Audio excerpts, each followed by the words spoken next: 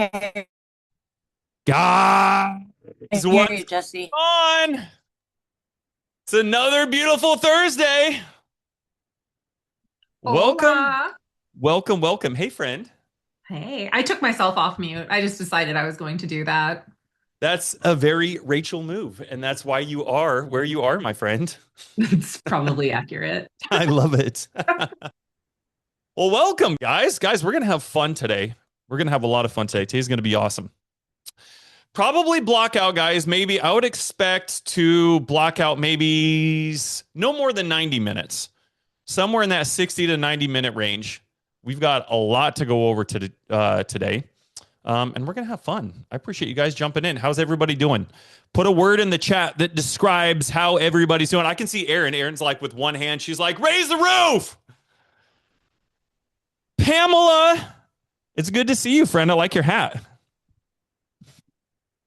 Where are you at? Where are you at with a hat like that? In Mexico. You're in Mexico? Yeah. You want to hear something funny? Yes. When I joined the Air Force, I went to basic training in San Antonio, Texas, and then I did my training for my job in Pensacola, Florida. One of the buddies, one of my buddies that I got to know while I was there, he started dating a girl that was in Pensacola. And we both found out that he and I both got orders to New Mexico. And she was like, and we were young, we were like 18 when we all joined.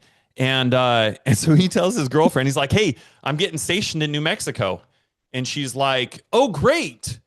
The drinking age is 18. And he's like, no. And he's like, New Mexico. I'm getting stationed in New Mexico. And she's like, yeah, I know. And he's like, no. That's New Mexico is different than Mexico. I'm getting stationed in New Mexico. Anyway, long story short, they went back and forth. And he ended up breaking up with her. He was like, I just can't. Anybody who's 18 years old and I have to have a conversation of New Mexico is part of the United States. You cannot drink at 18 in New Mexico. I can't be with. So Pamela is in Mexico and not New Mexico. Thanks for that, not Jesse. Awesome, guys. Awesome. Well, we got a lot to go over today. Rachel Davis is in the house, and she's going to be dropping some amazing value. Please give her some love in the chat, guys. Give me some love on my YouTube as well. I have a YouTube and I'm always looking for more subscribers and for people to interview. RAI Baddies. The Tubes of the Use. Yes, She got sir. some incredible content over on her YouTube. I think I'm scheduled to come on, next week. Okay. Well, that's great. I haven't checked for who's next week. I was Surprise! going to. Yep. The good news is I calendar on Saturdays, so I get ahead of people. I love it. She did. She interviewed Pace, Jamil. Man, you've interviewed some really amazing people. It's honestly been a real privilege. Chat. So I've interviewed David Roberts. We went over what he's doing with veteran housing just south of JBLM or Joint Base Lewis McChord. Let's see. I've interviewed, actually today we did an interview with Deidre Summercamp with what she's going to be starting, really pushing on the 1st of March.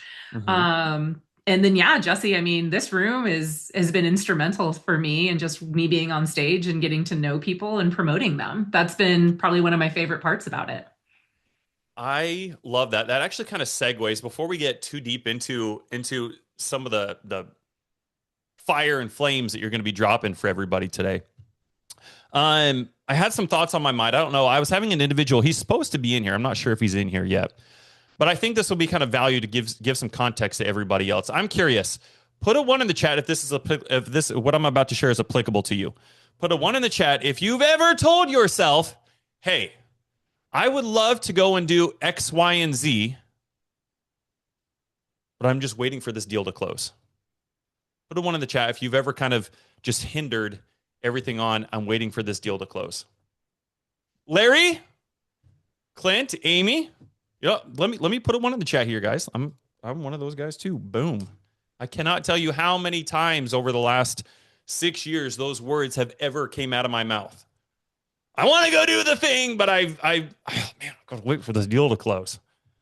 How frustrating is that? It's the most frustrating thing in the world to hinge everything that I want to create, the way that I want to take care of my family, the impact that I want to have. It all hinges on whether or not this deal is going to close. And it can feel like the life that you're creating is only tied to where money says you can be and not where you actually want to be. At least that was for me. So I was having a conversation with an individual yesterday. He may be in here. And we were talking about, I said, well, what are some of your goals? What are some things that you're wanting to accomplish? And he said, you know what? I hear it a lot. Everybody says, I need to be focusing on goals. I need to be writing down my goals. But you know what? I've never done it. Is there anybody else in here who's ever heard, write down your goals, like prioritize your goals, and you just haven't done it? Because you know what? Me again. I'm going to put one in the chat again. That was me. I heard that shit for the first 2 years of my entrepreneurship journey. And I was like, no, dude, what do you got me out here? I'm not journaling. I'm not writing goals down, dude. I need to be calling sellers. I need to be making money. You're telling me that writing down my goals is the highest and best use of my time? You got to be kidding me. You don't even know. I think this will be kind of a great segue into what Rachel is going to share with us today. But I want to share some thoughts on some of the things that I shared with this gentleman. And hopefully it gives you guys some insight, a different perspective, and something to consider while Rachel is sharing some of the honestly really, really neat things that she's doing. We talked a couple weeks ago, and Rachel told me what she was doing, and I'm like, holy torpedo. Seriously, like, Rachel, nobody is doing this. Like, nobody's doing. We got to have you on. We've got to do this. We've got to do this. So please make sure you give Rachel some love. She's incredible. Here's the trap that I see everybody. I've never written this out. This has always kind of been in my head. So you're gonna kind of see how this plays out. We're gonna see how this plays out in my head. If I can kind of translate this thought into something you guys can. If you guys don't have anything to write with, please go get a pen and a paper. There's things I'm going to be sharing. There's certainly a lot that Rachel's going to be sharing. Take notes.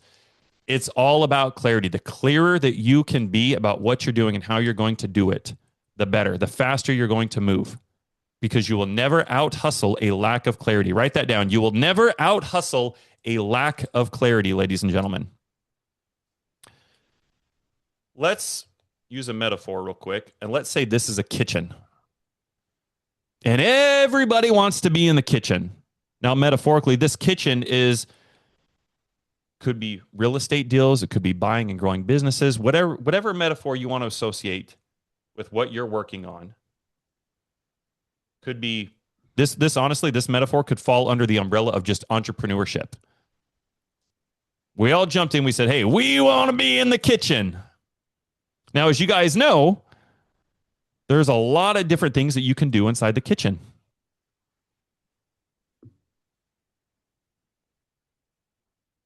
You can bake a cake. You can cook your favorite Italian dish or your favorite Mexican cuisine. You steak lovers, you guys might like to get into the kitchen and cook some steak. But here's the problem. We see this metaphor as a kitchen. We're like, we want to be in the kitchen. That's all we know. We just know we want to be in the kitchen. That's where the excitement is happening. That's where conversations are happening. I just know that I want to be in the kitchen. And so this kitchen, what happens is we've got over here, I'm going to write Walmart because, I live in Alaska and really Walmart's kind of like the biggest resource that I have here. So Walmart, metaphorically speaking, is where all of our resources are. Right? So whether we want to bake a cake, make an Italian dish, make a Mexican dish, have a nice steak dinner, the resources that we need to accomplish any one of these results is going to be found right here at Walmart. Now, Walmart, metaphorically speaking, could be a Zoom that you guys go to. It could be a meetup that you guys attend. But if you don't have clarity first around now, whether you want to bake a cake, make an Italian dish, a Mexican cuisine, or a nice steak dinner, this list right here, think of this list as what result are you after? What is the result that you're after? Are you doing multifamily? Are you doing single family? Are you building businesses? Are you buying businesses? And if so, what kind? What is it that you need? Because metaphorically speaking, if I'm going to bake a cake and then I show up to a Zoom, i.e. Walmart, so this Zoom could be a good example. If I go to Walmart, guys, and I just know that I want to be in the kitchen and I have no idea what kind of cuisine I'm going to make, I just know that I want to be in the kitchen. I'm just excited. That's where everybody's going. When I show up to Walmart, what am I going to buy? What resources am I going to need? Put it in the chat. What do you think is going to happen, guys? I just know that I want to be in the kitchen, but I have no idea what I'm making. Now, once I do have clarity, if I'm going to bake a cake, put it in the chat. What ingredients am I going to need if I bake a cake? Put it in the chat, guys. I like Christy's answer. Wine. Elizabeth says flour, eggs. Okay, cool. Butter. Woulda. So if I'm going to bake a cake, when I go to Walmart, what I walk away with is going to be drastically different than what I would walk away with if I was making a steak dinner or a nice Mexican cuisine. Can we all agree? So we have to start here. We have to understand what is the result. And this is why, guys, this is why we set goals. Because when you have an idea and clarity around the result that you're after, when you go to a meetup, when you attend an event, when you jump onto a Zoom, you're not in the chat looking for other people who can help you make a Mexican cuisine if really what you're after is learning how to bake a cake. The ingredients are going to be completely off. And guess what? You're going to find other bakers who are baking cakes, and the questions, the clarity around the caliber of questions that you're going to ask is going to be so much better. And when you ask better questions, you're going to get better results. If this is resonating, if this is making sense, put a 1 in the chat. Javier, 100%, bro. 100%. Awesome. So everybody who put a 1 in the chat, this is why these Zooms exist every single Thursday. This is what the Active Income Network is. We've got people in here that are creating active income because they know what their skill sets are. They know what the result is that they're after. And so when they go to an event or when they go to jump into a Zoom or whatever allows them to be around other people, because it doesn't take money to make money.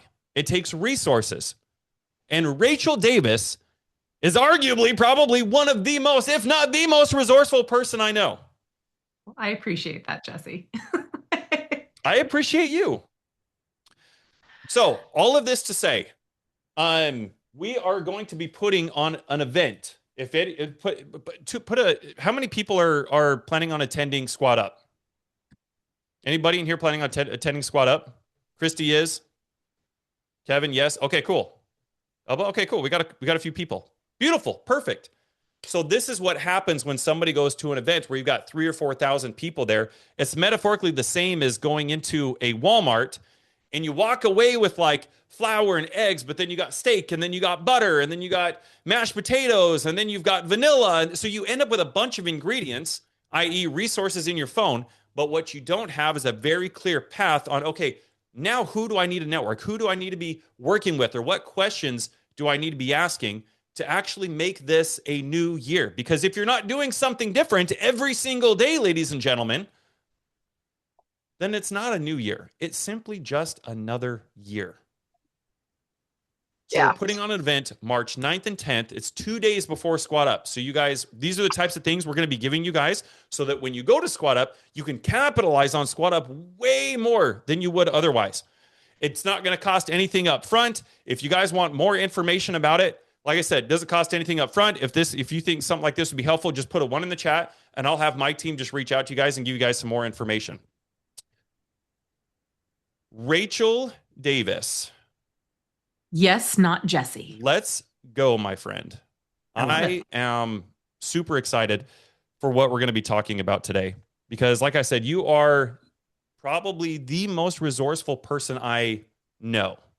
You have been amazing to see and build a relationship with you and to see what you were doing 7 months ago and what you're doing now. I've told you this before, but just so everybody else in here knows, like, the amount of I can't even begin to describe here. What Rachel has done in 7 months would probably take, just based on my experience, seeing literally thousands and thousands of people, 2 or 3 years to accomplish what you've done in 7 months. And it's been truly just inspirational and amazing. And I'm so humbled and grateful of the opportunity to even be able to, I've got my pom-poms on the side and I'm just cheering for you, man. Like, it is the coolest thing. I'm so grateful for our friendship. Thank you for being willing to come in here today and share with us some things, because what you are doing, you're a very outside of the box thinker. You're Army officer. Guys, hey, hold on. I said officer. I know I said Army in the same sentence. Let's not hold that against her. It's not like she was in the Air Force, but be easy, guys. I used to yeet myself out of the aircraft that your guys were flying. So yes, like we in another life could have crossed paths with our military service, Jesse. For sure, friend. For sure. Well, I'm glad that we're here now. I'm glad we get to make fun of the Army. What is it that you are doing right now? I mean, you are a podcaster, you're a real estate investor. I mean, you're literally all over the place, man. Like, I don't know. I come across random people all the time, like, oh, Rachel Davis. I know her. I talked to her. She helped me with this. It's like, of course she did. Yeah. So just a little bit of background for anyone who doesn't know me. I know Jesse explained, and I will explain how it feeds into what I'm doing now. So I have a background where I was in the military. I was active duty. I did two combat deployments to Afghanistan. I was in government. I worked in the special operations field for a while as a GS employee and as a soldier. And in 2020, just was kind of over it. I was looking at dudes who had retired out of active duty and we were making the same amount of money. And I was doing, like, not just more work, but more impactful work than they were. And so it was the first time where I really bet on myself by even just leaving federal government. Like, most people, when they are a career permanent government employee, do not even consider leaving that type of job. And I did. I worked, but I've stayed in the veteran space the entire time I've been either an entrepreneur or W-2 employee. So I worked at a veteran company called US Patriot, where I would work with, like, Nike to make sure that when they produced boots for active duty, that they maintained the regulations. So I was interacting with vendors. I was ensuring that service members got their appropriate duty uniforms. When the Air Force changed to their new hats, that was like a traumatic life event for me. And then that got old. So I went into veteran staffing. So I started working with large Fortune 500 companies and, like, the DEA. The DEA was one of my clients. And I helped them hire veterans as they were leaving active duty, because there's 220,000 people who get out of the military every year. If half of them are married, you're talking about a consistent pipeline of 330,000 people. Why are you not actively profiling, targeting, and hiring them? So I did that, and then I got bored. So then I went to work at the largest veteran nonprofit here in Charlotte, North Carolina. And I did that for about a year, and I got really annoyed because the most number one requested service that we had was affordable housing. And we at the nonprofit were not building a bunch of houses. And it was really hard for us to find landlords for fresh start people who maybe had an eviction. And I just got really tired of interviewing. Duty is what I said, guys. Duty, not duty. Let's Army proof this. DUTY. Thank you, not Jesse. So, guys, like I just got really tired of it. And I started immediately in January of 2025 taking radical action in real estate. I had this really strong sales background. So I was like, I'm going to do some too. And I joined a team. And for some of you who followed what I've done, I'm very good at talking to agents and Mhm. getting red personalities to turn a little softer. But I didn't love it. I didn't love Were those it. skills that you learned in the military, like de-escalation? Oh, yeah. Yeah. I mean, just being able to talk to people, I would have the military is this interesting microcosm of people Yeah. because otherwise, like my soldiers, often many of them were the first people who could own property in their own because of the VA loan, and they were sending money back to family. Mm. So I learned very quickly how to talk to people who didn't grow up with the same kind of background I did. Mm. Um, but at the nonprofit in particular, I was just like, golly, like I just want to help these people, and I don't know how.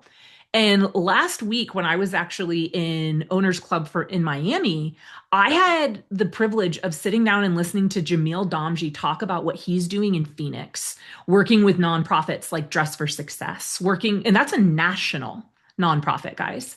Mm. And I started thinking to myself, holy crap, what if I took the same skills I learned as a psychological operations officer about targeting populations, the same skills that I got as a sales rep, learning how, again, to target populations, ask questions, and solve problems, Mhm. taking the same skill sets that I learned in the nonprofit space, which is nonprofits do not operate the same way as for profit companies.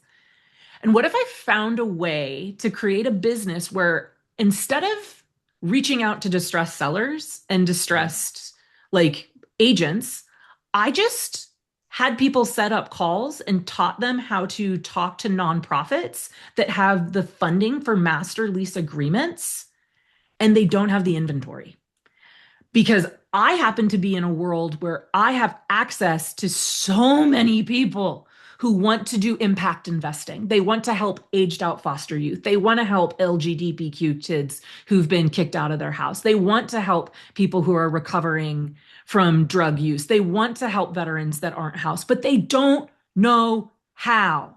Mm. This is the way. So, what I'm going to show you guys is a different variation today of how you can use LinkedIn. And I'm probably also going to give some of you just a course on if your LinkedIn is like suboptimal, really easy ways to make it appeal more. Because if you're going to be in my space, like we all love the entrepreneur space of like, I work for myself and I wear a hoodie every day and I don't care. W-2 employees and the people you are asking for their money care what your LinkedIn looks like. So Mm. you gotta play the game. NPOs for housing can make you. Yep, absolutely, Javier. So you don't So want to have like your Van Halen t-shirts on your LinkedIn profile. no, we Okay. do not. We do Okay. not want that. Asking for a friend. I Yes. saw Laura. Laura looked like she just had that look on her face like, what about Van Halen? So just wanted to ask. Absolutely. So the first thing I want to just check on, drop a one in the chat if you know you might need to work on your LinkedIn. Okay. So okay, I just wanted to make sure I knew where I was at. So by the way, guys, by the way, yes. I still need to work on my LinkedIn and branding with it. So but you guys are gonna see behind the curtain today. I'm gonna show you how to do what I want to ask effectively bird dogs to do for me, which is set appointments with nonprofits that have access to master lease money. I will be providing scripts to Jesse that I will have emailed to anybody who provided their information today. So if you want to do that, you have that ability just to have that script to make you feel more comfortable. But I'm going to show you how to do this for free 99. And then I'm also, oh, I gave myself a thumbs up. That's great. And maybe I just need to do that all the time to make myself feel better about myself. There we go. Be your own cheerleader, guys. So, and I'm also going to show you how to use an incredibly powerful tool called LinkedIn Sales Navigator. Now, Mm. Sales Navigator is not free. I spend $1,000 a year on it, but I'll tell you, I made hundreds of thousands of dollars with Sales Navigator working as a W-2 employee in sales. And I intend to do the same darn thing with what I'm doing in real estate. So yes, Javier Interesting. just literally wrote, it's worth the money, no doubt. So I'm going to show you guys first and foremost, if you're cool with it, on how I would do this if I didn't have the active income to support having Sales Navigator. And then I'm going to bust into that. Is everyone cool with that? Jesse, are you cool if I Everyone share on my board with that? Give us a hell yeah in the chat. Give Rachel some love. Guys, this is awesome. So I am going to share, guys, my LinkedIn. So everyone should be able to see my screen right now. Can everyone? It's always so weird when I'm sharing my screen on this. Okay.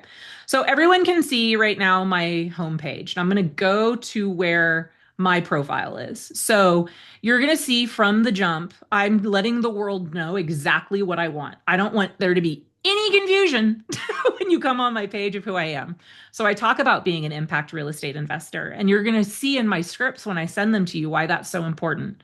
I tell people I'm a veteran. Why? Because it helps people, particularly when I'm talking to HUD-VASH, understand why I'm credible. I've lived the life of a service member. I've written a book. I have a podcast. I went to Everest. I also speak on leadership and mindset. I want everyone to know all the ways that we can make money together. So if you have those special skills, you should really be thinking how to leverage them in the beginning of your LinkedIn. So if you're confused about it at all, Chat GPT is your friend, guys. Or the other recommendation I would give you is find other people who are doing what you want to do and see how they have their LinkedIn situated. I have a very quick about me. Anyone can go see this when we're all done. I don't do the stuffy LinkedIn of all of my accomplishments, mostly because that's not my target audience. I want to talk to people who are in nonprofits.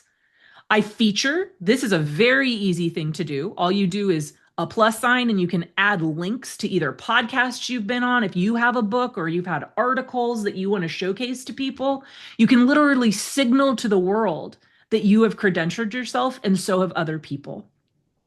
But you guys can see from there, I just wanted to share that piece so that you can understand how to better leverage something like LinkedIn. So if I wanted to find one of these nonprofits, I'm going to just let you guys know. I can send you a list of the top 25 cities in the country that have a shortage in inventory and miss their mark on grant funding every year. I'll just let you know on the first one, Los Angeles. Like Los Angeles needs houses. So in this case, though, I'm going to do Dress for Success. I know it's a national company. And as you're going to see, there's different Dress for Successes based off of whatever city you're in. So I'm going to start with Houston. And I'm going to see here that there are 6,000 people who follow Dress for Success, but I'm going to click on the actual company and I'm going to go to people. Now, for anybody who doesn't know, like, what is Dress for Success? Oh, I'm sorry, guys. Dress for Success is a nonprofit that primarily empowers women who are coming out of either domestic violence situations or from federal correction systems. They bring them in, they teach them how to dress like for job interviews that are more professionalized. They'll donate so they can go to the job interview. And they often have pathways for housing where they'll offer master leases to investors who have inventory where they can house these women. So that's what Dress for Success is. I So will these use it. nonprofits, just so I'm understanding, these nonprofits can help fill your housing. Yeah. Are they also helping with any kind of monthly payment, or do they get a stipend, or? So it depends on the nonprofit. There's a concept that you'll see in the script called wraparound services. That is a very popular term in the social service world. It means that a person has a caseworker who's helping them do things like get a job, get their finances stabilized, maybe go to school. If they're getting sober, they're ensuring that they're going to their meetings. So they're not just dumping them in a house and being like, hope it works out. They're literally giving these women, in this case, the tools to be successful and graduate from the program. Stable housing is a part of it. Interesting. Very cool. Excellent. Well, as you guys can see, I'm going to go back to the free 99 version. So there's 32 potential people for me to reach out to at Dress for Success in Houston, but I don't want to talk to all of them. I want to see who has, well, we'll just put in housing. Who's got Real housing? quick, Rachel. Oh, I yeah. want to, just because, and maybe I'm the only one on here, but I like never use LinkedIn. Oh, okay. How so? Like, use it says 32 associated members. Like, what does that mean? You said there's 32 potential people who need housing. Yeah. No, no, no. 32 people for you to call that work at Dress for Success Houston that you can Okay, start asking, hey, do you guys have federal grants that for housing that you just don't have inventory? got it. So you want Wow. to talk to these are the people that you're going to learn who has money, who has federal money, who has grant money. But I want to make sure I'm talking to the right person. So instead of calling, I don't know, their chief HR director, I want to see who has housing in their title. Oh, look, who's this? Let's see who Kelly is. Kelly, money's right in her name. So, Director of Development for Dress for Success. Here she is. I can see her about her. I can see how often she posted on LinkedIn. I can see that she's worked there for 4 years and 7 months. All I need to do with her, well, sometimes I like to go down and see if we have anything in common, if we worked at similar places, if we follow similar companies.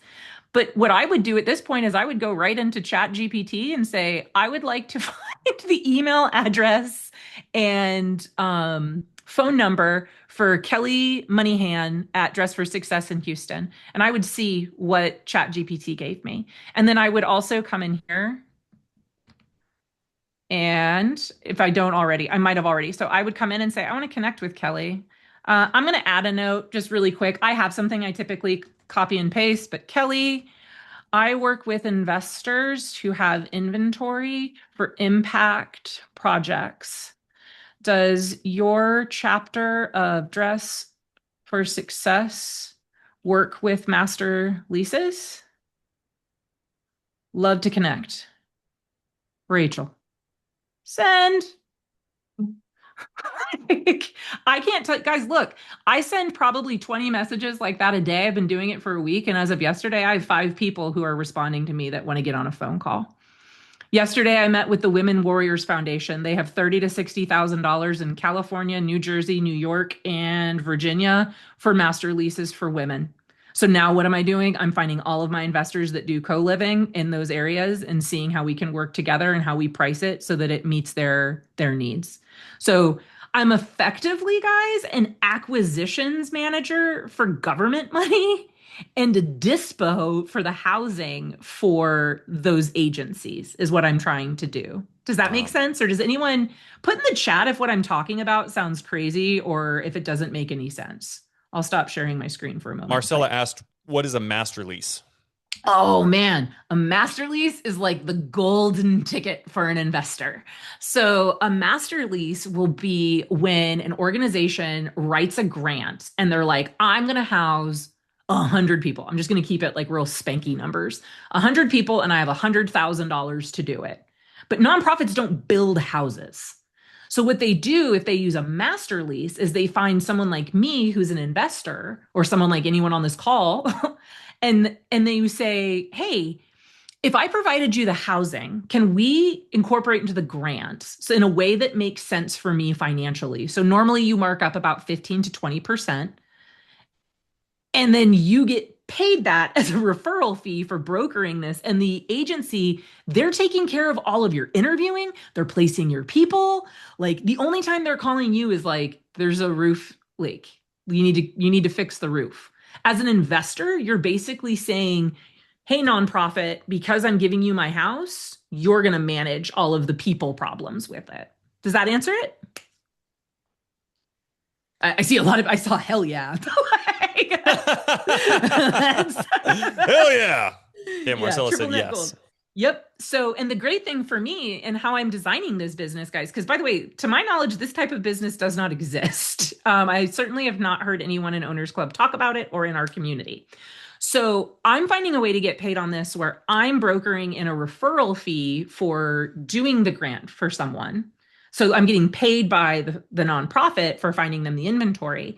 And then I have a separate agreement with the investor where for the first 6 months of their master lease, I receive a portion of the cash flow per bed. So if they're making $150 a week for 6 bedrooms, I'm taking a portion of that $150. And I'm just throwing out spanky numbers, guys, for the first 6 months. So it's no muss, no fuss for me. I really love this, Rachel. I think there's a lot of people that obviously not only need this, here's a need and here's a niche that you have found that nobody's talking about, nobody's doing. And it provides a really awesome opportunity for people to go and earn active income. I'm genuinely curious. How many people are working a W-2 right now?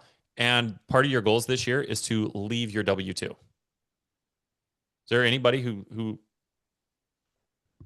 Julio said yes, W-2, Jill, Stuart Orr. What up, dog? It's good to see you in here, bro. Kyle, Derek. Okay, cool. I don't know about you guys. When I first started and I found out that I had to cold call people, that was the worst. And when I was in the Air Force, the only time that I could work on that was before or after work or on my lunch break. And there's nothing worse than sitting there with my phone open on my lunch break, just kind of dreading making this next call because I didn't want to get yelled at. And there's a lot of individuals that I have found who have talents and skills like Rachel. One of the people I give as an example last week was David. David Roberts is doing underwriting.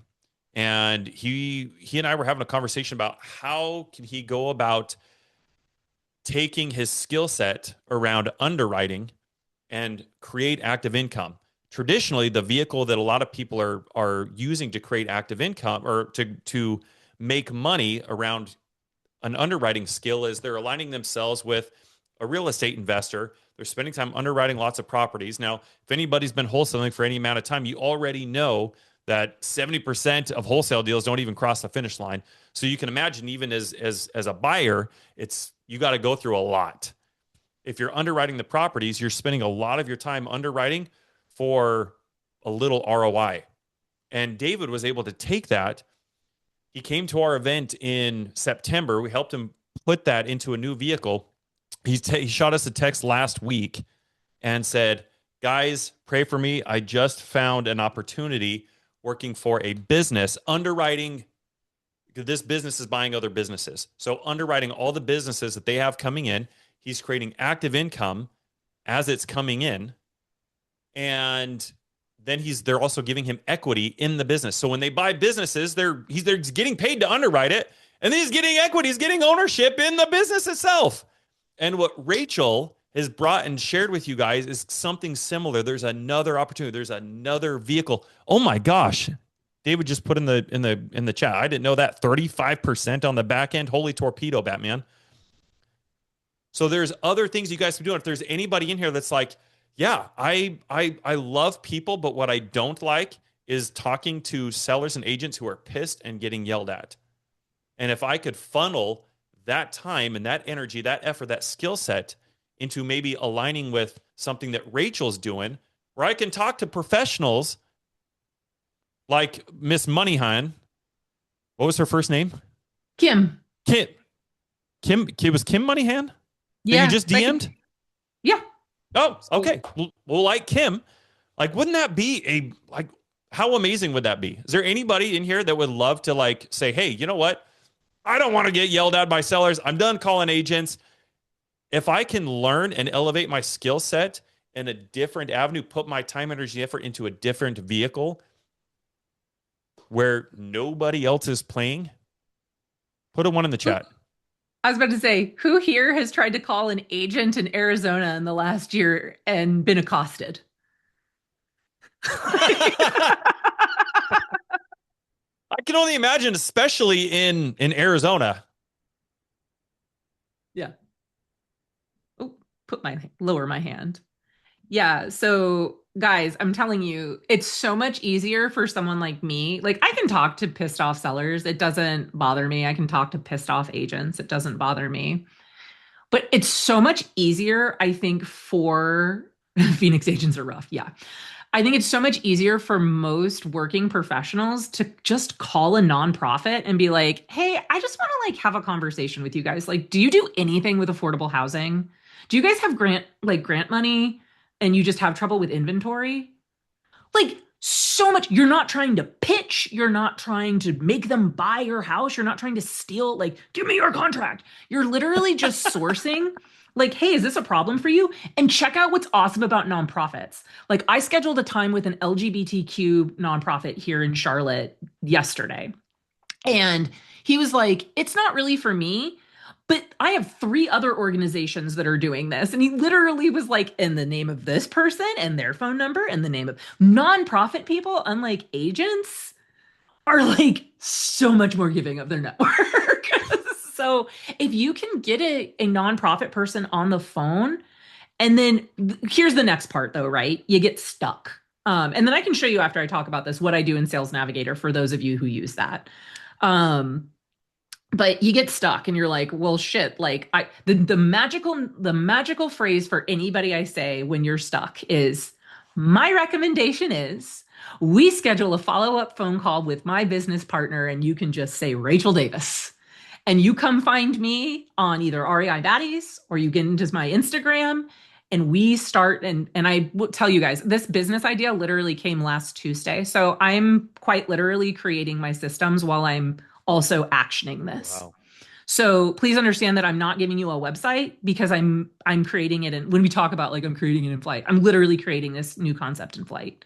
So it's a hit on me as a professional to be bringing it so early, but I want people to understand what Jesse's talking about with it doesn't take money to make money. It takes resources. Figure out what you're good at and go do that thing.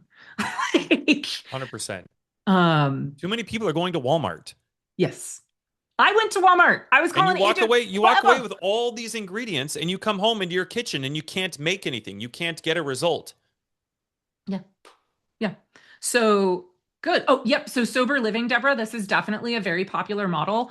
I stay away from sober living only because I know you can get a lot more money by putting more than one person in a room. I know you can do that.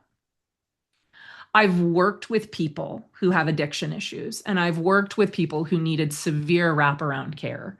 And it is of my humble opinion that it's so much easier to feel dignity when you have your own space that you can retreat to. I think we've all had a moment as an entrepreneur or just as a human being where you just need a dark room to cry. And I can't do that for someone if I use Oxford House. So, for me, guys, like sober living, I stay away from. And again, people need it. It just, for me, it doesn't sing to me. LinkedIn conversations to give a huge boost. You can start messaging. Yep. So Javier, that's absolutely, you are. Okay, Javier, I see you. Javier plays around in LinkedIn. I can tell. Pretty sure he's a vet. Oh, there we go. That's why. Guys, would you like me to show you how I use Sales Navigator so that if you were like, well, I have the ability to invest in this. And by the way, you can use this even if you work with agents. I'll show you all sorts of ways. So I'm going to share my screen real quick and go back to my LinkedIn. Share. So Sales Navigator, is that like a premium account or is that like, is that kind of like an add-on? It is an add-on. My computer just completely froze. So I don't know. Do you guys see just a gray screen right now? It's getting ready to share. Okay, there we go. I gotcha. All right. Everyone should see my LinkedIn screen right now, correct? Yes. Okay. So LinkedIn Sales Navigator is meant for a lot of people in recruiting and sales. And you'll see why when I click this little icon. Because I use Sales Navigator, it's available to me. It's going to tell me who's been viewing my profile because I'm pretty active in it. I have saved searches, which I can show you about later, where I get notified every day of new potential people for me to reach out to. And I get messages from people. Oh, here we go. So here's someone I reached out to yesterday who's letting me know she's giving me extra like The next, she's giving me an appointment. I'm setting an appointment with this woman from literally doing what I did with you guys earlier. So I am going to go to leads. You can search for people in Sales Navigator for accounts. So this is more for if there is anyone here who's like a business buyer or you want to market, let's say you're like a chief marketing officer and you have like types of companies you want to target, this is what you would use. That's not what works for me. For people like you and I, we really want to be focused on current companies and finding the people who are in those companies. And I'm going to show you just a few very short thing or quick tips to get a lead list. And Jesse, stop me at any point if you're like, you're going too fast. Okay. I'm going to start with another national nonprofit called Catholic Charities. Catholic Charities tends to be in what's called the continuum of care in every single like larger city.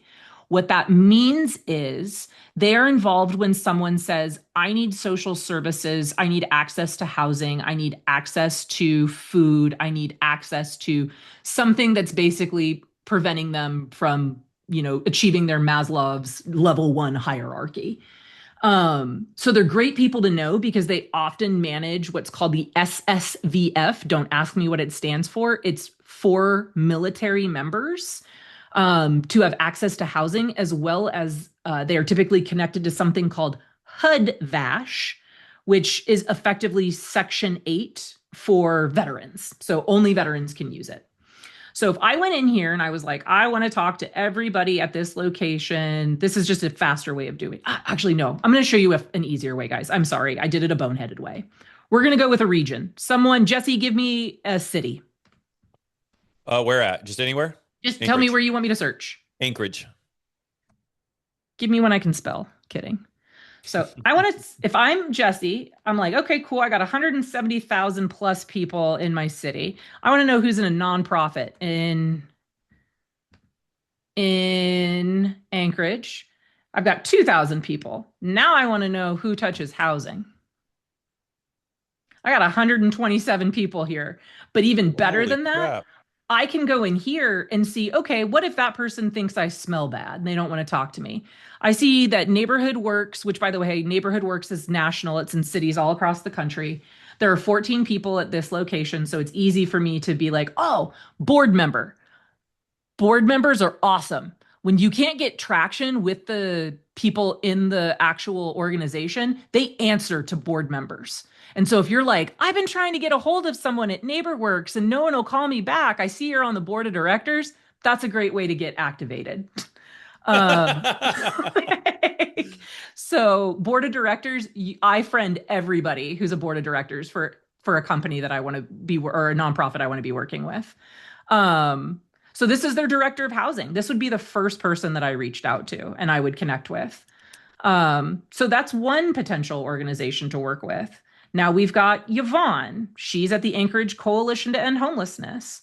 Again, I can go through, I want to find a larger company. I'm going to go to a larger city because I want to find how to use a different version of this, Jesse. So I'm sorry. That's okay. I'm going to my city, guys. Welcome to Charlotte. As you'll see, I've friended pretty much anyone who touches housing at this point. So Katie Church, let's see. I talked to Shaq earlier this week. Let's go. We'll go here. We'll go to my old nonprofit. So guys, this is where I used to work. And I can see that there are 54 employees that all list that they work at Veterans Bridge Home, but the decision makers are here. I can tell you from looking at this, Peter Vacco is absolutely a decision maker. Steve Cole is who's going to be running their all of their development pieces. So he is working with major banks. He will know who has access to something called CRA funding or Community Reinvestment Act. All banks are required to give money to low to moderate income projects in their cities in proportion. I can't remember what the proportion is, but he'll know who I can go talk to that would want to give money to my business to house veterans or to house vulnerable populations. Do you see where I'm getting at, guys? Like, I'm not talking to your secretary. I'm talking to people now that are decision makers. This guy took my old job. But I know that I went over a lot. Does some of what I'm talking about makes sense on how you could find those people and leverage those resources to be able to find the phone numbers and at least get in the phone tree for what you're doing. Or does anyone have questions? Because I didn't make any sense. Let's do a little bit of Q&A real quick. Let's kind of take pause real quick and let's digest everything that Rachel's given you guys. I don't know about you guys. This is all new information for me. And it's a strategy that you got this idea from Jamil Damji, and nobody else is doing this. Rachel, you're headhunting this, and I want to outline something else really quick. Everybody talks about they're hungry. Everybody talks about the things they want to accomplish, the lives they want to change. But the way that you can tell that somebody is actually hungry, like more than talk, like that's the thing about social media. Everybody talks, right? But the way to see if somebody's actions meet what they're saying is to see what their sense of urgency is. And guys, I just want to highlight this in case it flew over the radar real quick, because I don't know that I've seen anybody else who moves as fast as Amber and I do until I met Rachel. And Rachel just got done telling you guys, like, she just had this idea last Tuesday, and look at what she's already doing already. Not only is she executing on it, but she's coming here and sharing with all of you what she's doing while simultaneously. I mean, if that's not the definition of entrepreneurship, like building this whole parachute on the way down, isn't that how the saying goes? Incredible, incredible. So I just want to give you some love, and just that's how you see how hungry somebody is like, what is their sense of urgency? How fast can they go from idea to execution? And Rachel, not only with this idea and the things that you're doing, but just everything, man, like everything. I mean, anyway, I could go on, but Rachel's just a tremendous example. So if anybody's really wanting to learn from somebody, align themselves with somebody, and this is resonating with you, you can't afford to not be reaching out to. You know what, Rachel? If it was me, if I was going to do this, I could probably watch the recording on this a couple times and try to work my way through it, especially if I'm not familiar with LinkedIn. Would you be open to anybody who wants to expedite that process reaching out to you and seeing if they can come and like help you get in contact with some of these nonprofits? There's going to come a point, guys, because I'm manifesting my nerd. Like, I need a nerd for my systems. I'm already working with one person to figure out how I can get just what I need the foundation done. But I'm not moving fast enough. Like, I can personally call 40 people a day, but if I like the way that we've introduced the concept of bird dogs, right, for real estate.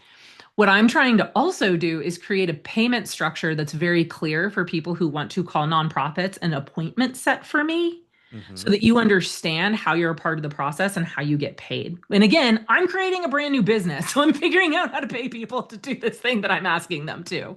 But I'm also being very transparent about it. And so the biggest thing I need to scale is my nerd and my systems. And I'd absolutely be willing and able to talk to two different types of people. One, if you have properties that you're like, I'd love to be considered for when you run into nonprofits that have master lease agreements. I'm working on how to do a contact form right now to receive those so that I can keep them on file. So that way, when I have the master, because here's the thing about government and nonprofits, ain't nobody moving fast. Nobody.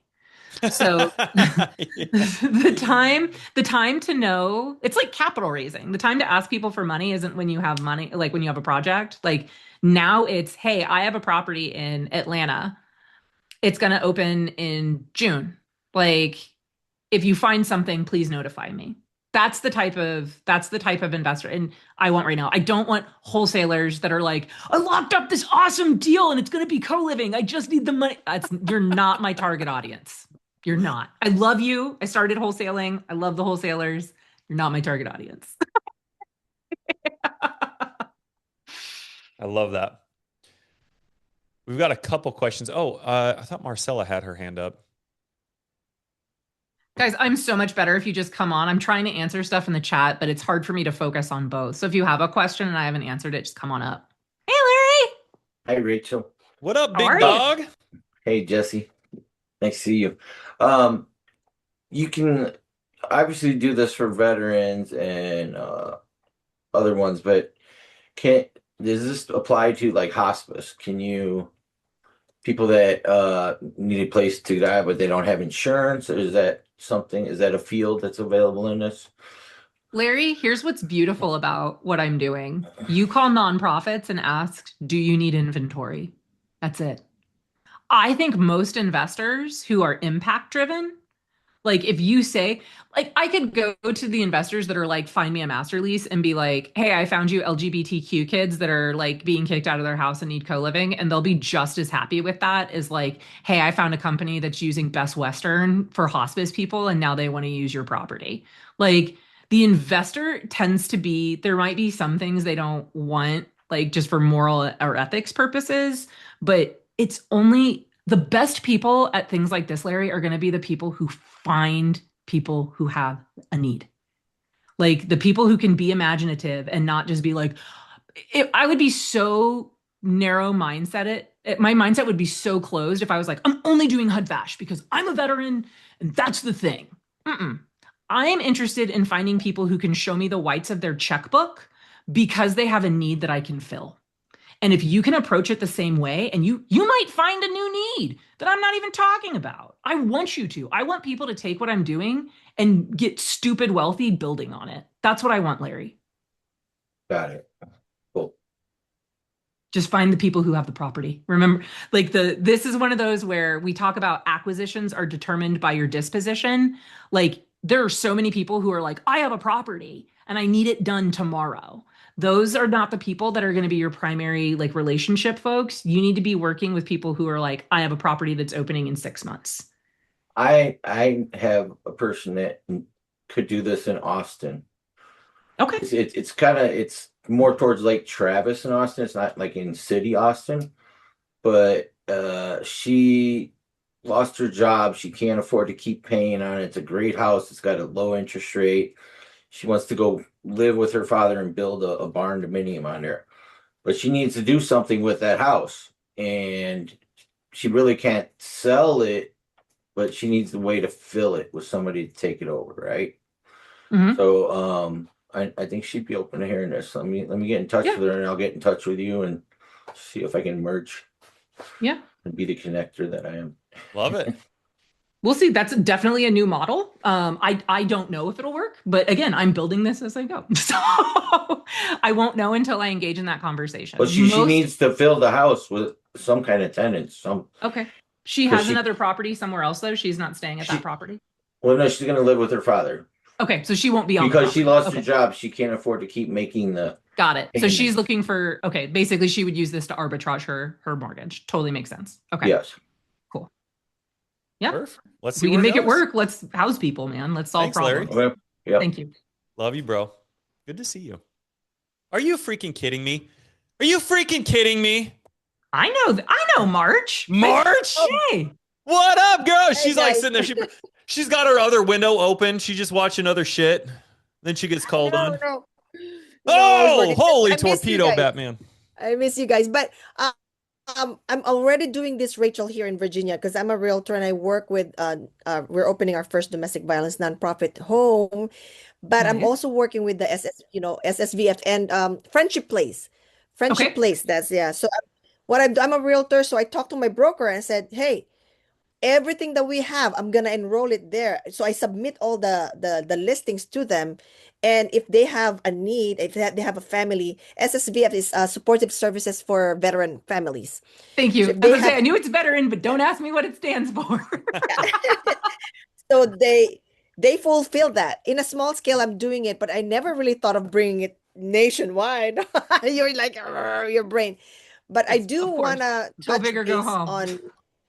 I know that's amazing. So I'll touch base with you to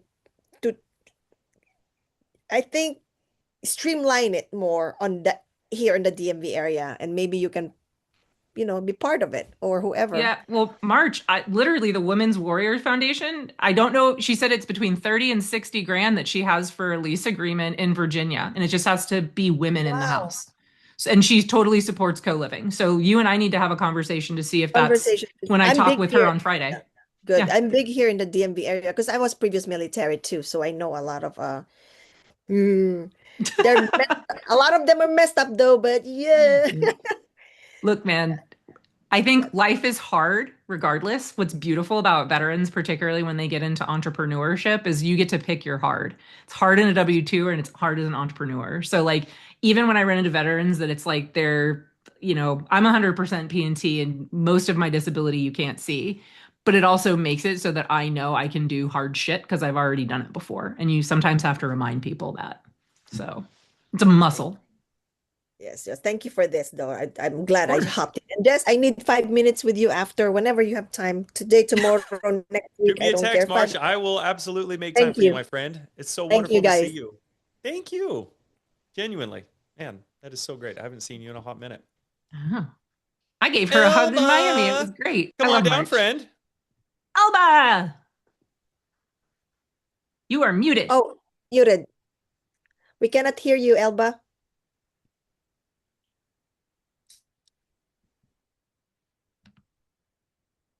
You're muted somewhere, friend. Yeah, I just checked the thing. It's not on our end. Oh no, I want to talk to Elba. You guys, who here, while she's figuring this out, met with Elba during the speed networking last week? Put a one in the chat if you talked to Elba. And if it was just me, then you guys need to make sure that, okay, yeah, next time that. She good? Hello. I was We're gonna move. I'm gonna bring up Kevin real quick while you're figuring this out. Just come off mute and just let us be like, hey, I'm ready. I got it. Figured out. Perfect. You're good, friend.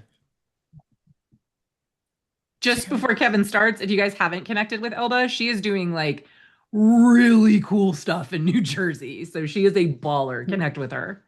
I'm ready. All right, let's go, Kevin. How you doing, love? So great presentation.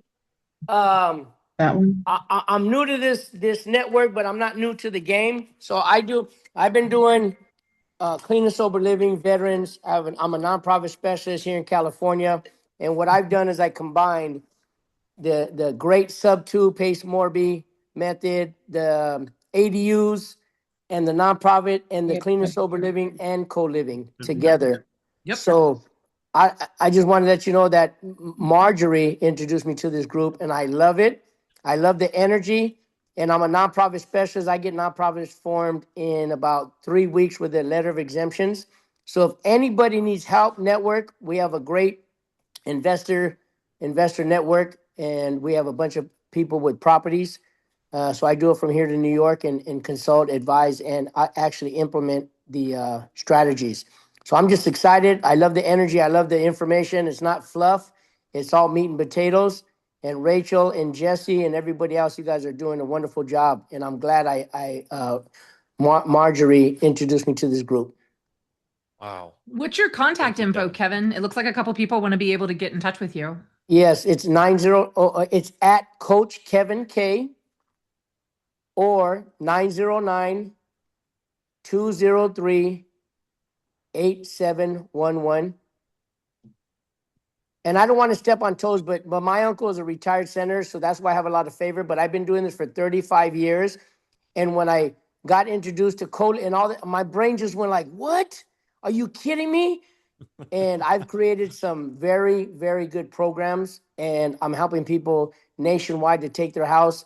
So my go-to menu right now is I get these brand new homes, or buy them or rent them or collaborate with the owner. 5 bedrooms, or add 4 bedrooms to the living room, this and that. Junior ADU and ADU in the back, because California and San Diego are the most aggressive in ADU laws and by right.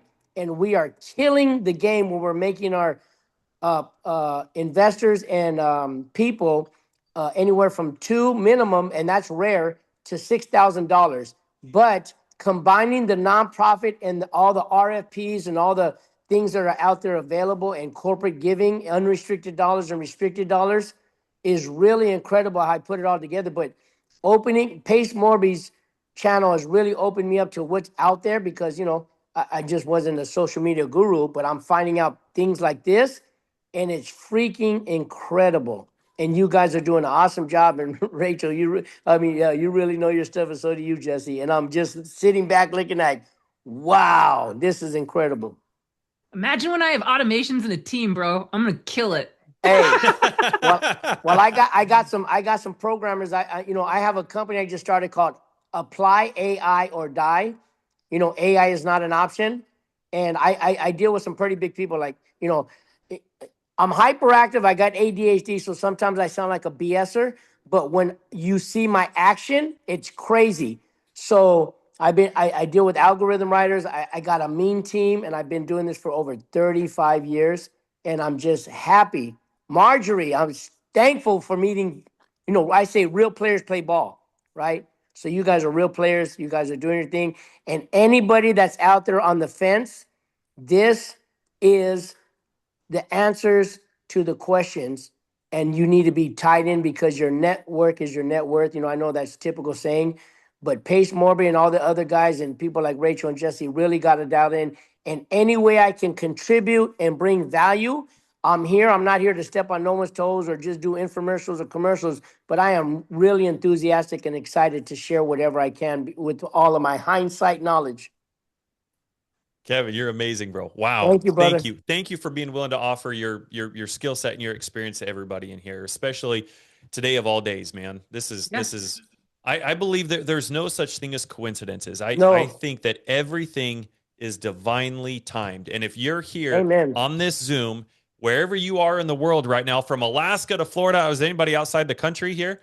But at least from Alaska to Florida, we can say you guys are here. You guys came at a very specific time with a very specific reason. This was on your calendar, on your radar for some reason. And things are divinely timed. The impact that we will have collectively is immeasurable. It's really, really awesome to see the lives that will be blessed because of the things that will happen because of just this Zoom alone. Amen. It doesn't take money to make money, guys. It takes resources. And people like Rachel, Kevin, March, everybody here, you have to become a person of resource. And if you're on this Zoom, you are one of those people.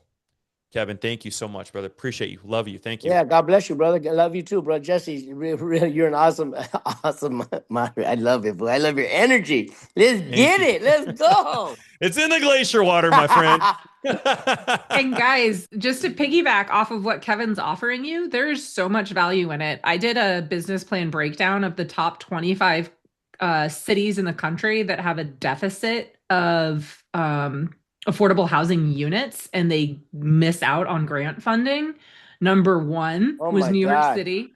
Yep. Number one was New York City. Number two was Chicago. Number three was San Diego. So brother, you are in like a market that is prime for people to work with you. There's money. Let me encourage people. I have one of the largest contracts with courts, probation, and they send me these bodies and they pay top dollar. And they, you know, it's incredible. It's like, okay, you had a DUI, nonviolent.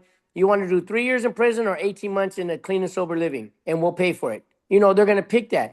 But then it's not transitional living to me. I call it transformation because what we do with the people's mindset and able to help them get off their feet and change their mindset to be productive citizens, get out of that stinking thinking, and you're getting paid for it. You're doing good while doing well. That's my tagline. Is incredible. So I want to encourage people, like you said, you know, clean and sober living is not for you. But when people take tours of our houses, they're like, wow, this is cleaner than a Section 8 house I have with a 5-member family. And we cash flow better at 40% capacity, which is never at 40%, but we cash flow at 40% more than a single family renter would do. And it's crazy. And you got a house manager that regulates and collects the rents while you are out there finding more properties and collaborating with other people.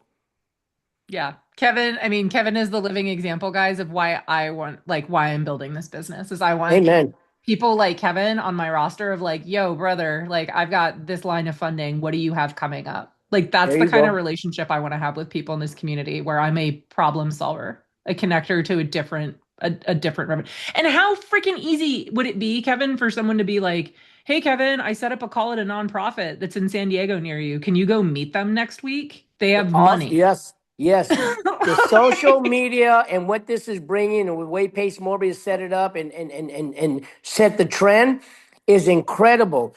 If there's anybody on the fence, get off the fence, because what are you going to do? Work at McDonald's?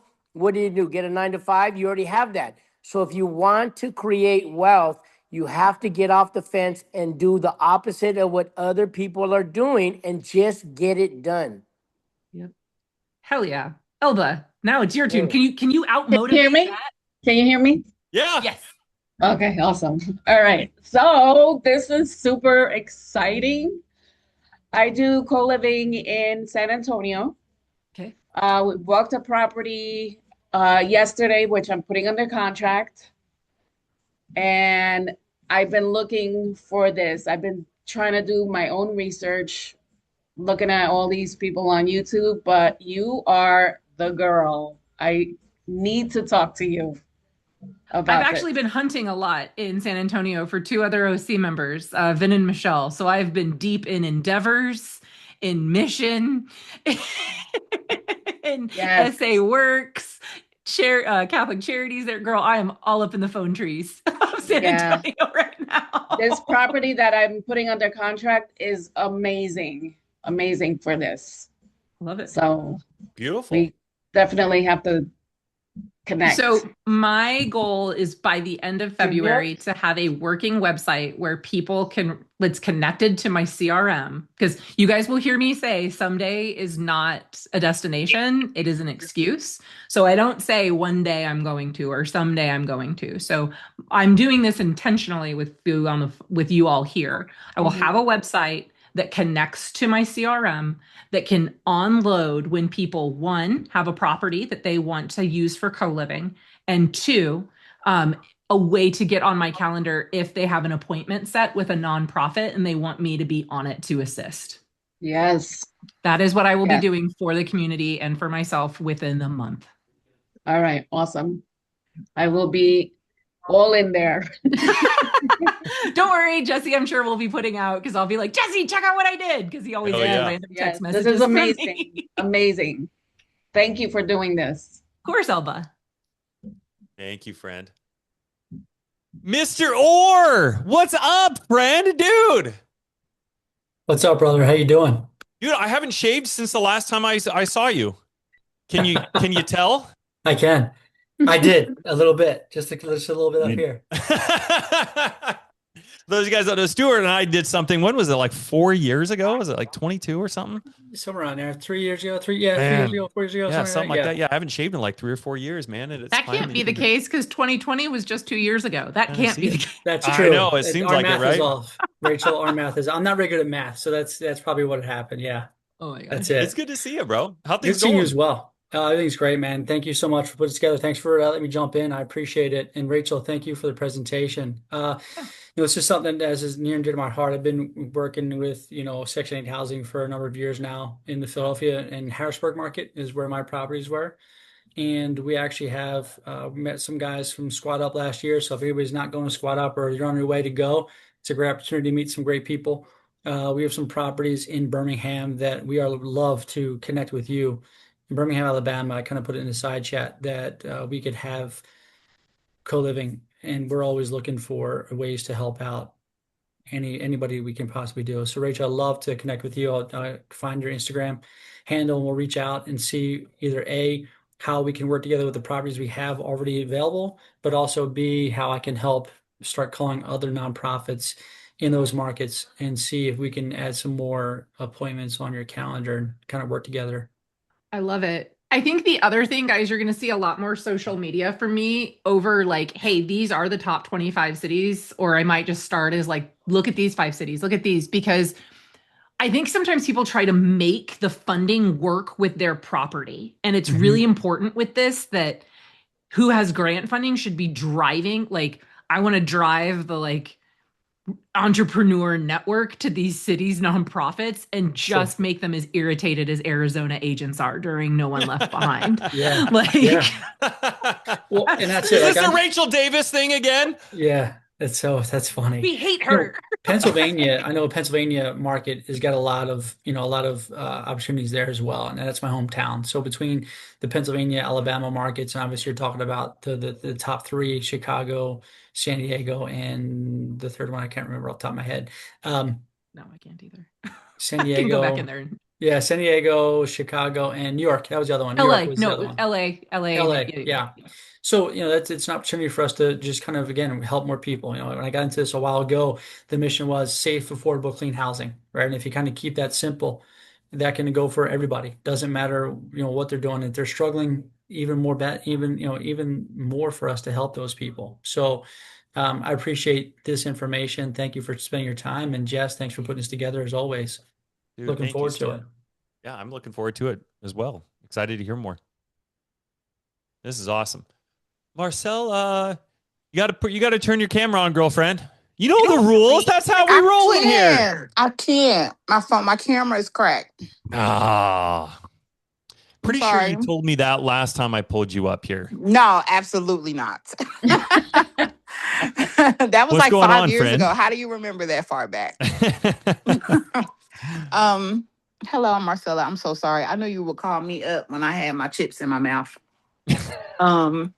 So Rachel, thank you so much for sharing with us your epiphany, right? Because I could just imagine this was probably an epiphany more than just an idea. You probably had like an aha moment. It was more an oh no moment where I was like, this is way bigger than what I really wanted to be doing right now, God. But thanks. So your divergent thinking is amazing, right? I'm a divergent thinker as well. So it's very refreshing to hear other divergent thinkers. Now I have not accomplished nearly as much as everybody else has come up. I am a starving artist.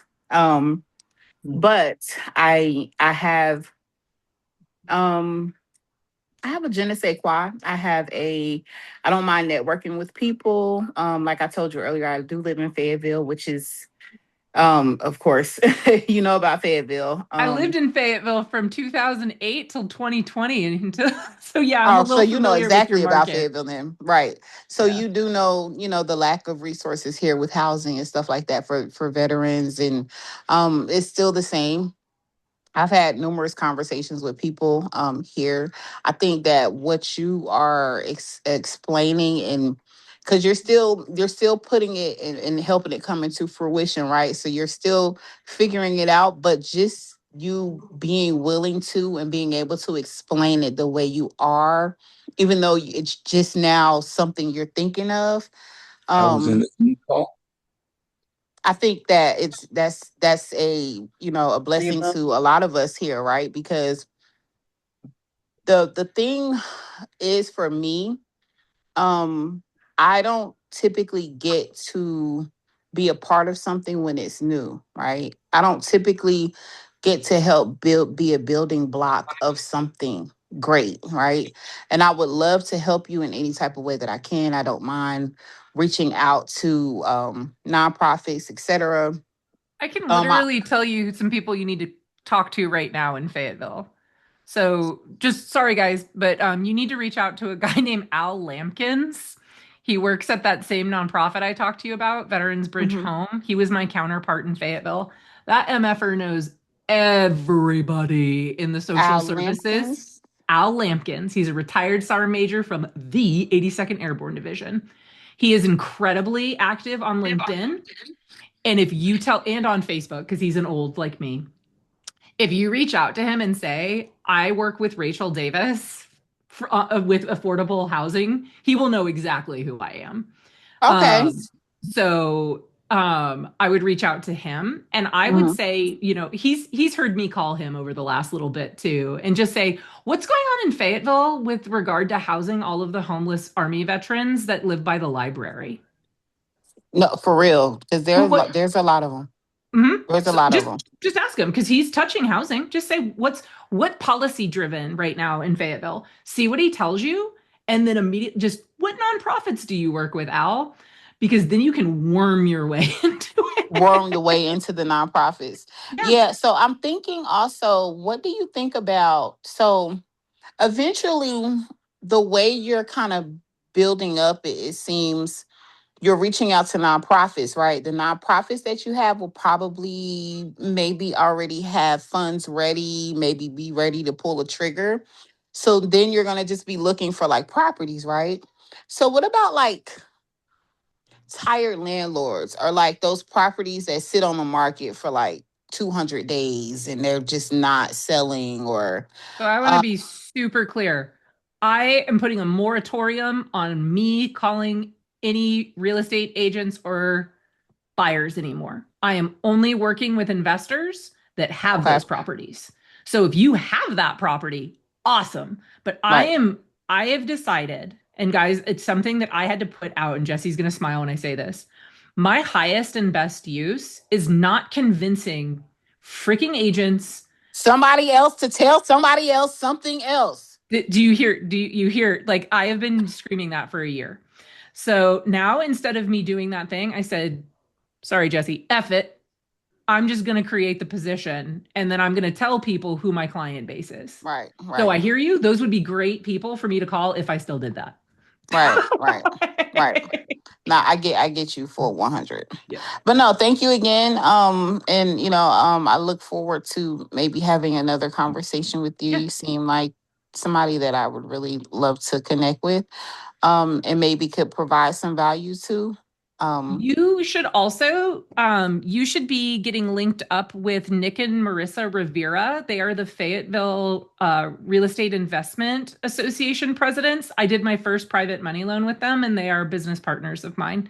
So if you are not tied into the Fayetteville RIA, don't go to their deal maker this weekend because the snow is crazy and I don't want you to get hurt. But you should know those people. And the second you say Rachel Davis sent me your way, they will also say, oh my God, we love her. So, you said Nick and Marissa who? Rivera. They have a fix and flip company. They've been around there for 4 years called Next Step Developments. And they are incredible human beings. They don't do creative. They're trying to learn it. Ah, great. Yeah. That I could definitely provide them some value there. I love it. Yeah. I've been underwriting stuff for them, just showing them how to do like a seller finance. So like they're new into it, but we love them. Okay, great. I'll look them up. Up for sure. Awesome. Thank you, Rachel. Of course. Who's next? Hi, Jesse. You came back. Don't worry. I held it down. Yeah, no, you're good. You are good. Thank you for holding it down. What up, Deborah? Hey, everybody. Yeah, Rachel, I'm definitely calling you. We definitely have to chat. So my background is in nonprofits.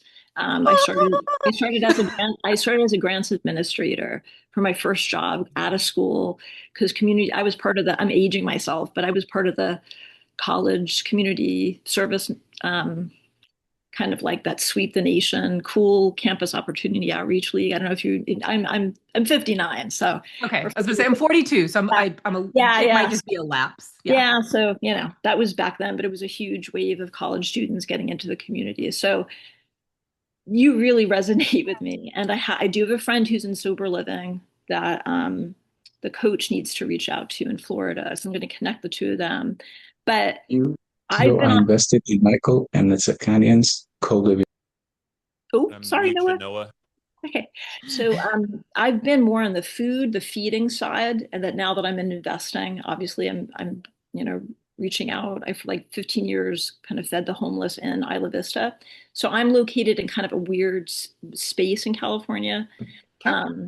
But yeah, I would love to talk to you more. And I have a friend in Texas who has a pad split property, but she lives there. So a question I had was, does it start getting too messy if it's someone living on site, or how does that work when you're working with nonprofits? Is it case by case? So I will tell you, working with Pad Split, I've never heard of them having a host live in the house with them. So I'm actually kind of surprised to hear that. Okay. But at this point, I'm not far enough in the process to be like, hey, someone else is staying in this property. Quite frankly, I'm not even gonna lie. I have no idea how I would adjust, how I would have that conversation right now. I would need to be, since so much of this is interpersonal and working in the nonprofit space, you know. So again, I was in the Army. So like the way I explain this is carnivore. And then I'll go work with nonprofit people who are vegetarians. And so I have to adjust how I'm talking to people to make sure that I'm answering their problem with it instead of just solving the way I would want to. So, Deborah, my answer to you right now is I don't know yet. Okay. Yeah, I have a lot of other questions like about the Women's Warrior Project and how all that works. But yeah, so I'll definitely be in touch. But so thank you so much because I've been mulling over this as you know, it's why I got into the real estate investing space. I was part of like the HUD-VASH of what was it? Is this something, guys, and I'm saying this now because I need a calendar for next week, where if like there was a day next week where I had an hour of office hours on like my YouTube where I was just like, hey, I'm going to show you guys what I'm doing for an hour, or like, this is a time to come bring me something and I can walk it through. Jesse, could I use you to like publish that too, just to the Active Income Network? And then I'll put it on my own socials. 100%. Yeah. Okay. Make sure that you guys are in our Facebook group because we broadcast, we do these Zooms every single Thursday, guys. So if you don't know that, make sure that you do have it on your calendar. It's Thursday, every single Thursday at 2 p.m. Eastern time. This is the type of stuff we do. Like Kevin was saying, like you come here, this is all meat and potatoes. This is amazing group. Well, thanks for being here. Appreciate you. Thanks for the value. And Rachel, I just love what you're doing. Love. Absolutely. Absolutely. Thank you. Yeah. We will connect. And then yes, Jesse, due out for me. I owe you office hours for next week. Because I'm not taking enough action. I need to do more. Oh, Larry asked, what's our Larry, you're already in it. The Active Income Network. That Facebook group. If you're not in the Facebook group, make sure you go join the Facebook group. That's where we'll kind of make announcements and stuff like that. Rachel has a script, actually. Don't want to forget about that. If everybody wants to go make a post inside the Active Income Network, everybody who goes and makes that post, just say, hey, attended today. Number one, that you attended today. Number two, what was your takeaway? And then tag Rachel inside that Facebook group and say, Rachel, can I get the script? Do those three things, and we'll send you guys a script. Yep. Angel, what up, friend? Hey, how are you? Hey, I'm better now that we're not having crazy ass weather. I know it's even gotten warmer. Instead. It's a little bit warmer now too. I know. We're up to like 20 degrees. It's fantastic. Woo-hoo! Yeah, it was 20 below. That's 40. I know. We went up 40 degrees. Yeah. Guys, real quick, not to be the weather guy. In Charlotte, there's one model that shows us on Sunday with 15 inches. That is unheard of. You can keep it. I really hope it doesn't happen. Don't forget about the ice. Ugh, I don't want the ice. Yeah, I don't want any of it. Asking, Rachel. Coming through. Angel, how can I help you? I was just I've kind of flabbergasted on everything that you're doing, and you were saying earlier, I'm kind of building something along the same lines, and it's all about veterans. I've been involved with them for years. So I recently built or made a resource book for benefits and making it clear for them on how to get them and removing all the red tape runaround bullshit so that they get right to the point and get what they need, because there's lots of veterans that don't even know about benefits that they even have or what's available to them. Jesse. Guess where she got the idea? Jesse. Because my first goal, my major goal was resource or housing for veterans here. So the book that I started with Alaska, and it's comprehensive. It is also got the federal funding in there as well and resources.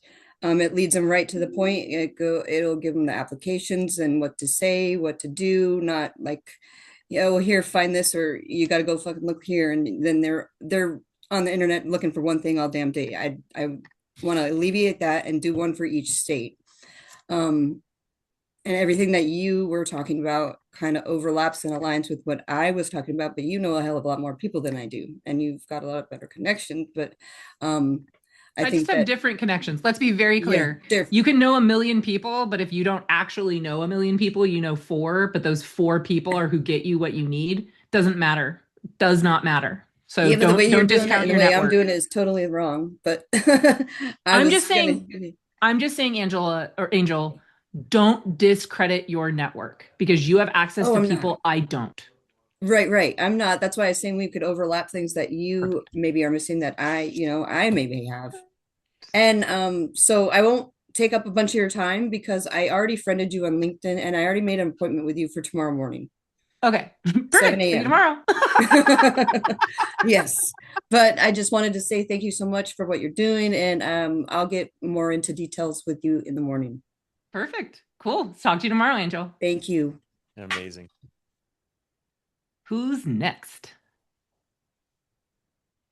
We got Pansy, then Javier, and then we'll finish up, guys. I also, real quick, guys, before Pansy, like you asked your question, I want to just mention real quick, because I don't think I got an opportunity to say this. The only reason I'm here is because Jesse actually asked me to be a guest speaker at his last event in Salt Lake City. So I went to, when it was the Growth Co. and now it's the AI Network, I came and actually spoke about, Jesse talks about how I do all this stuff, and I don't mean to be like, I'm so cool, but I went to Mount Everest Base Camp with my dad in March, and I wrote a book about it in 90 days after I got back, and I made it an Amazon top seller. So I talk a lot about like people will say someday all the time and not do that thing. And so if you're thinking to yourself, like, I don't know if I should go to Squat Up Summit, or like, I don't know if going to Jesse and Amber's, if going to the AI Network doesn't like make sense, I'll tell you the reason that I'm at these places is because I committed to being like, no, I deserve to be in that room.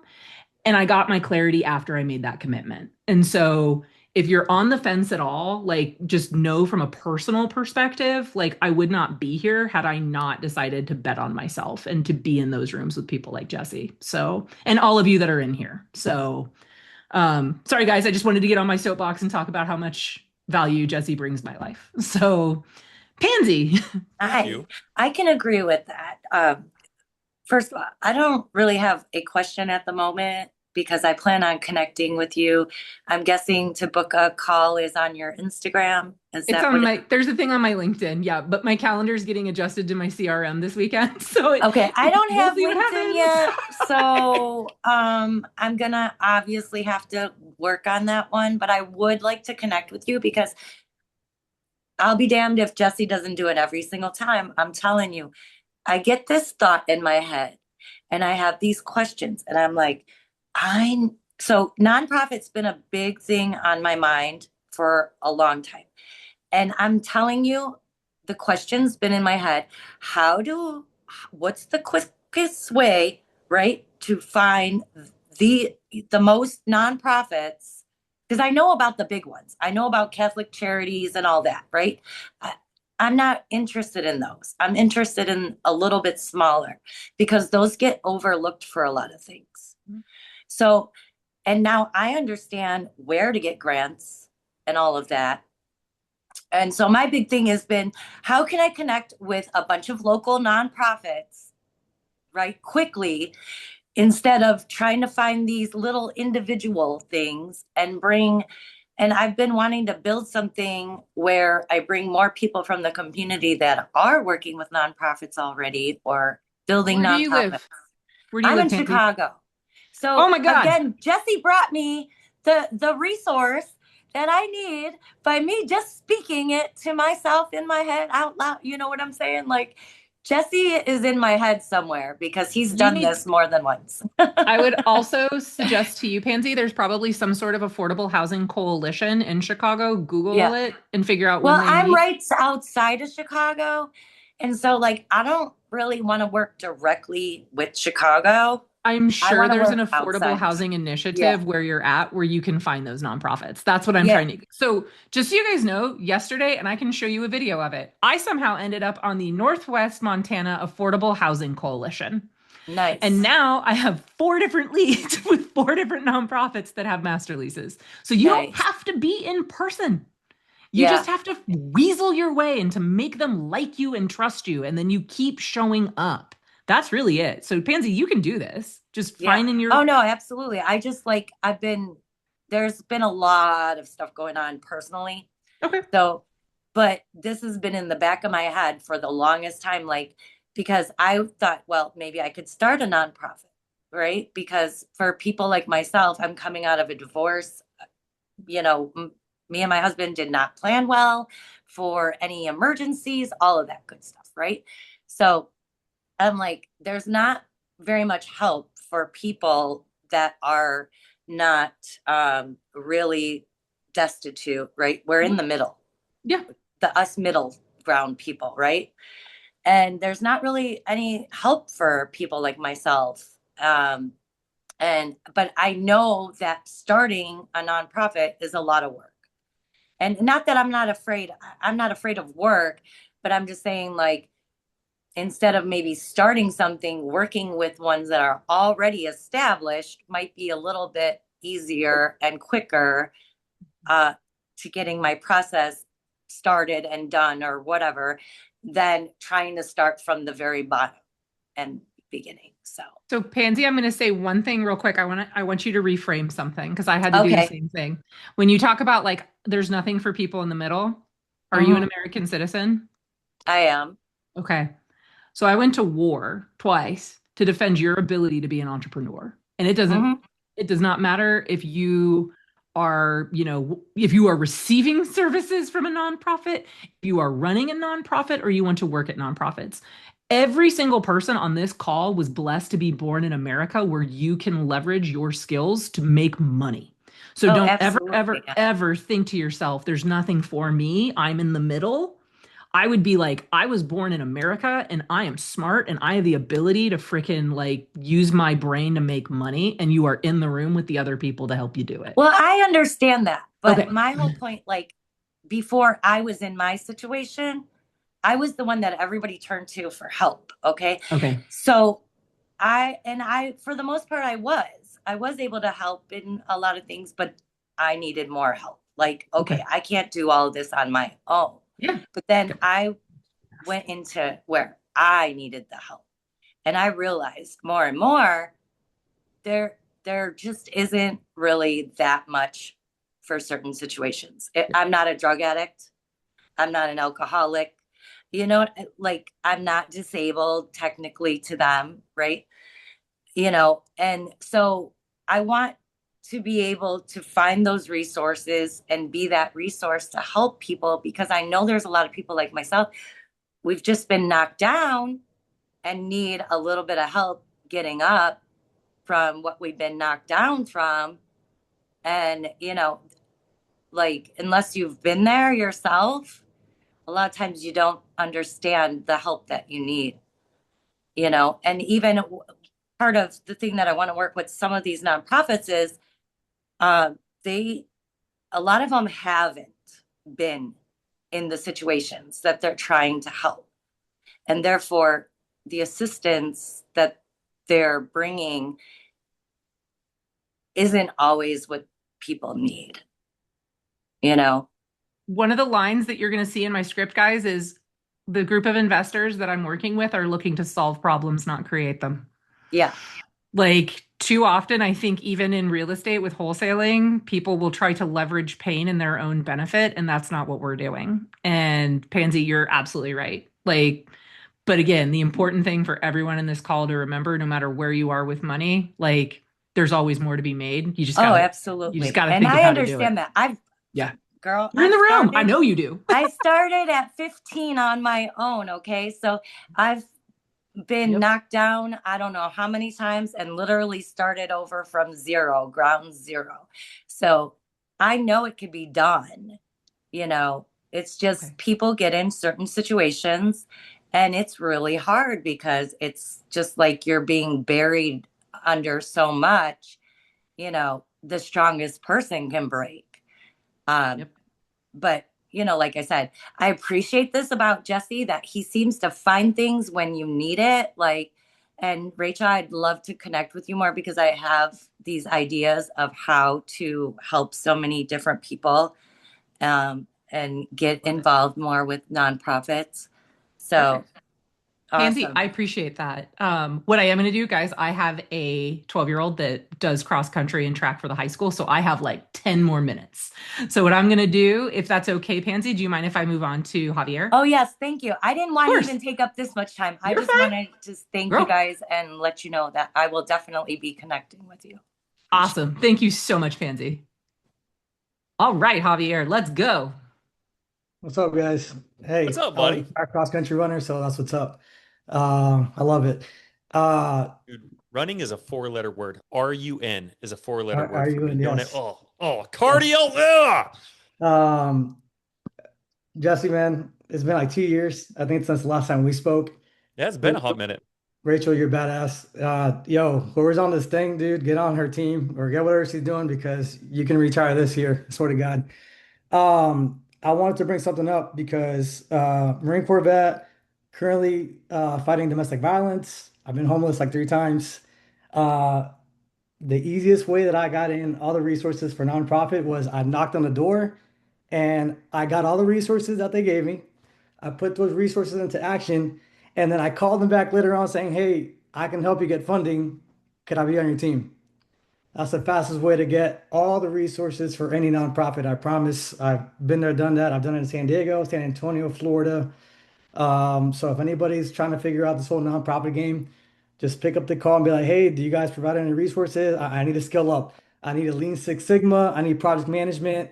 I need whatever it is." I'm telling you right now, it's the easiest way to get in. So I just kind of wanted to run off that. And then the second thing that I wanted to say is I really appreciate both of y'all getting on here and dropping this kind of game because, yes, like Jesse and Rachel both said, right now, Jamil's kind of the guy, oh, nonprofit, this, that, Master League. Listen, it's been around for a long time. It's just they figured out the right way to how to outlet that information and make it public. But this nonprofit game is so huge and there's so much funding that's available for nonprofits that's not even funny. But I'm gonna give everyone a super hack to make yourself really, really, and this is just my 2 cents. I'm willing to listen and really challenge this, but if you come to a nonprofit with these kind of solutions, I promise you it'll be a lot easier for you to partner with those nonprofits and they'll actually make a position for you to help them get what you're trying to solve for them. So you get to double, triple depth from time to time. So just trying to put that out there because nonprofits is a big way that I go. And there's just a ton of opportunity to get with the nonprofit. So, Rachel, I know you were talking about systems and all that good stuff. I coded my own CRM with my partner. Not really going to drop the CRM because I'm not about marketing and all that. But the CRM that I got, it's really cool because I basically took Deal Machine, Prop Stream, this, that, and I made it all into like a ISO 9001 certificate. Like this thing is tabbed out to where like you don't need to have 20 browsers open. You can do everything just off of one thing. And the last thing I'm going to say, because I already 242, for those that are just getting started, what I wish I would have learned through I've been 3 years in this game trying to figure this out now. But the one thing that I wish I would have learned, yeah, the cold calling, this and that is great. Figure out your exit strategies off your market. The faster you figure out your exit strategy and what are the best exit strategies for that particular deal that you have, the faster you can put that on the pitch deck, get into investors, and you'll start making money. I promise. That's all I gotta say. Thank you, Jesse. Thank you, Rachel. Y'all are amazing. Dude, that was awesome. Thank you, Javier. Thank you for spitting some game, bro. Yeah. That's Javier incredible. just hit what I create a demand signal. The second you create a demand signal with nonprofits and funding, you'll be good to go. So Javier, that was people like should be thankful that you just said that. That's worth my time being here today. Not only is what you're bringing to the conversation today, Rachel, like so exciting and clearly like it's resonating with everybody. What's really, really cool is what you and Javier just got done saying. Like if you can, there's strategy. I think that not enough people spend enough time on strategy. If you can figure out with the result that you're after, like what's that one domino, or if I could knock that domino over, if I can take the time to just figure out what's that one domino, everything else is going to fall over. And just to Javier's point, and in line with what Rachel's been sharing with you guys, like this is it. Like you nail this one thing, It's that domino. It's like everybody else who has other resources, whether it's money or deals or whatever it is, it's like, oh, I want to be part of that. But none of those dominoes fall over until this is in place. So definitely get with Rachel. Rachel, where would you like everybody to Yep. So guys, if you book an appointment with me on LinkedIn before Friday, I can guarantee you it will be synced to the correct calendar. I'm working, getting all like 6 of my calendars put into one spot. But LinkedIn, that place to book an appointment with me is probably the cleanest place to do that. If you're just like, hey, I just want to connect with you, it's Instagram. Like, and if you have deals, then it's reibatty's show.com. Or if you want to be on the podcast, because I'm cool and you should come talk on my podcast. Especially if you work in nonprofits. We're actually going to do a series where we're introducing people who work in continuum of care in nonprofits to see how investors can better work with nonprofits and government agencies. So we're going to take Baddies in a little bit different direction. We're still going to interview real estate investors, but we're trying to bridge the gap with some of these people in nonprofits. So I can also, have them work with me. That's it right there. Like, that's being resourceful. That's becoming a person of resource. And when you figure out how to do what Rachel's doing and do it in the way in which she's doing it, that, my friends, is when you transfer. That's when you go from hustling every day and being a tugboat to now all of a sudden you're attracting opportunity because you're a lighthouse. And it's a completely different way of thinking. And it's a completely different way of setting goals and prioritizing what's that one domino? What should I be focused on, and who should I be focusing my efforts on co-creating and collaborating with? So, Rachel, thank you so much. Thank you. This is absolutely incredible. Guys, please give Rachel some love in the chat one last time. This was awesome. I mean, she is a busy we and me of all people know, because I've had the pleasure of being able to work with her husband.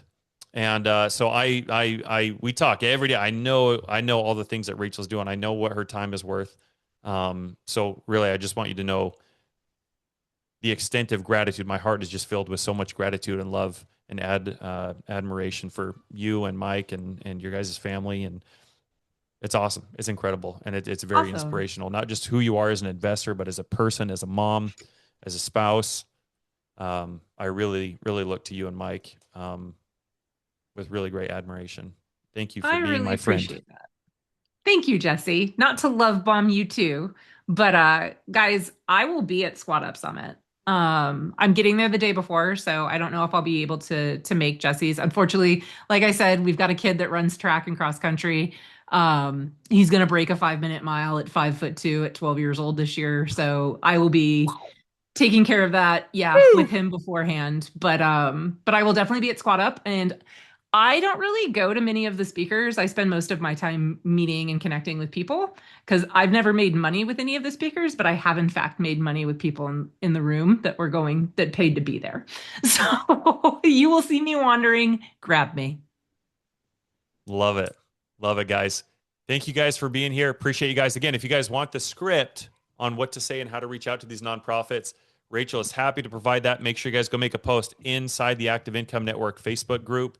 Tag Rachel. Tell everybody what your big takeaway was from today. And let's make it a great week. We'll see you guys again next Thursday. We're going to do some more networking. So if this is your first time on here today, if you haven't been in here a while, what we've been doing over the last couple of weeks is speed networking. So you can find the different resources you need like this. So next time you go to a Walmart or hop on a Zoom, you're not talking with a whole bunch of random people and just grabbing, I need steak and butter and all these just random things. You know exactly what you're looking for. You walk into a Walmart, metaphorically speaking, somebody hands you a lobster, and you can just, how I can't tell you, there's nothing more empowering than knowing that what you're doing is baking a cake.